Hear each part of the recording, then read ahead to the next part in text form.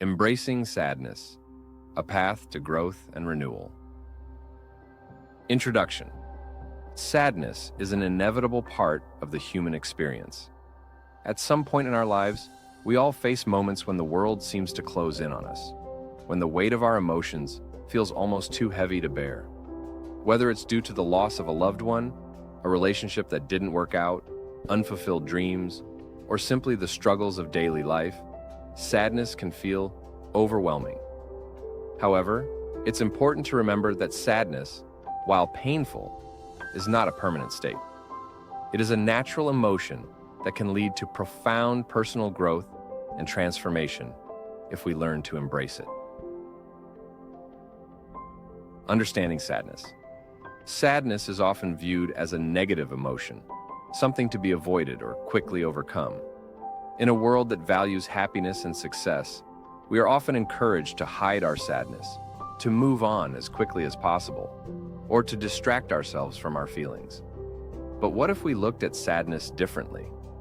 What if, instead of seeing it as something to escape, we recognized it as an essential part of our emotional landscape? Sadness is not a sign of weakness. It is a reflection of our capacity to feel deeply, to care, and to connect with the world around us.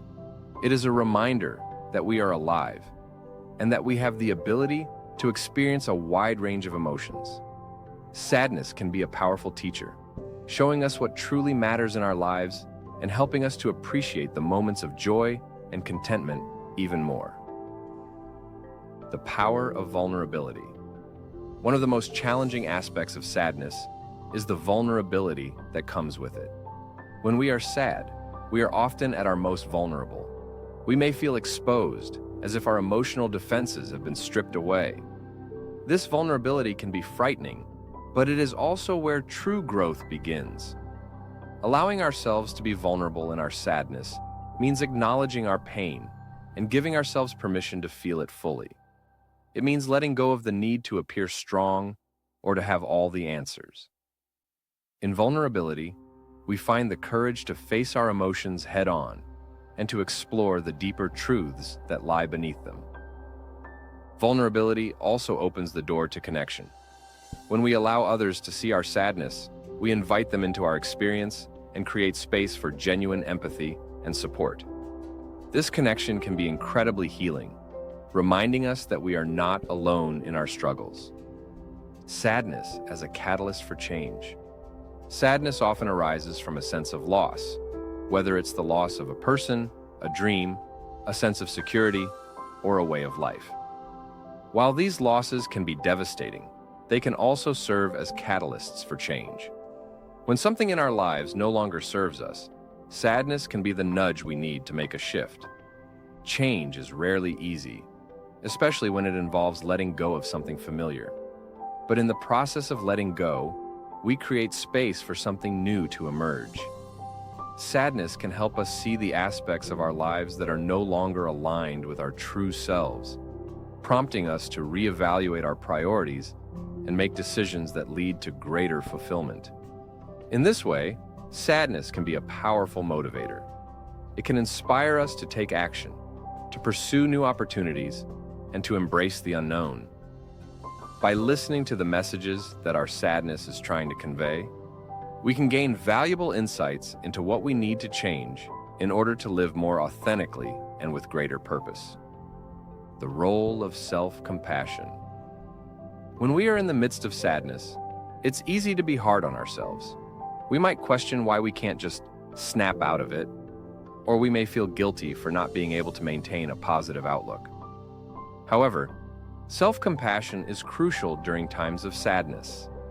Instead of judging ourselves for feeling sad, we should treat ourselves with the same kindness and understanding that we would offer a friend in a similar situation. Self-compassion involves recognizing that sadness is a normal and natural part of life. It means acknowledging our suffering without minimizing or dismissing it. By being gentle with ourselves, we create a supportive inner environment that allows us to process our emotions in a healthy way. Practicing self-compassion also means giving ourselves the time and space we need to heal. Healing from sadness doesn't happen overnight. It is a gradual process that requires patience. By honoring our emotions and allowing ourselves to feel them fully, we can move through sadness in a way that leads to deeper healing and self-awareness. Finding meaning in sadness. One of the most profound ways to navigate sadness is to find meaning in it. While sadness itself may not always make sense, the experiences that lead to sadness often hold important lessons. By reflecting on these experiences, we can gain a deeper understanding of ourselves and our place in the world. Finding meaning in sadness doesn't mean that we have to justify or rationalize our pain. Rather, it involves recognizing that our emotions are part of a larger journey of growth and self-discovery. Sadness can prompt us to ask important questions. What does this experience teach me about myself? How can I grow from this? What changes do I need to make in my life to align more closely with my values and aspirations?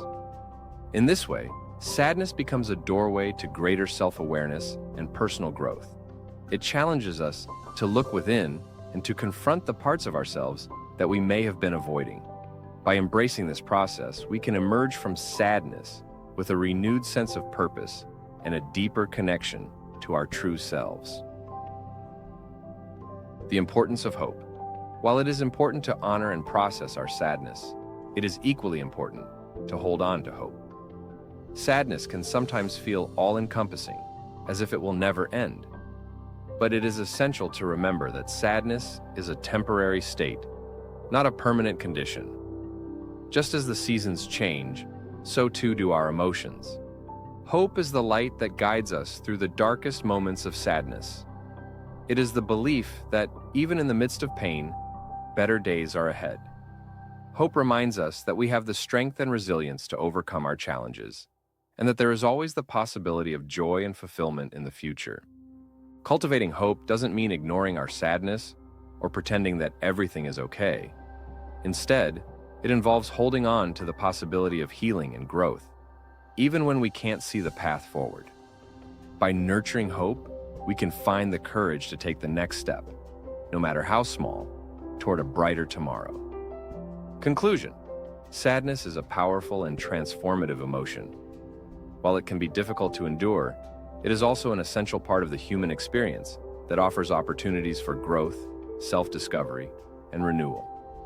By embracing our sadness with vulnerability, self-compassion, and hope, we can navigate our way through it and emerge stronger, wiser, and more connected to ourselves and others. In the end, sadness is not something to be feared or avoided, but rather a natural emotion to be acknowledged and understood. It is a reminder of our capacity to love, to care, and to feel deeply. And it is through our willingness to embrace sadness that we find the strength to heal, the courage to change, and the resilience to continue on our journey with renewed purpose and hope.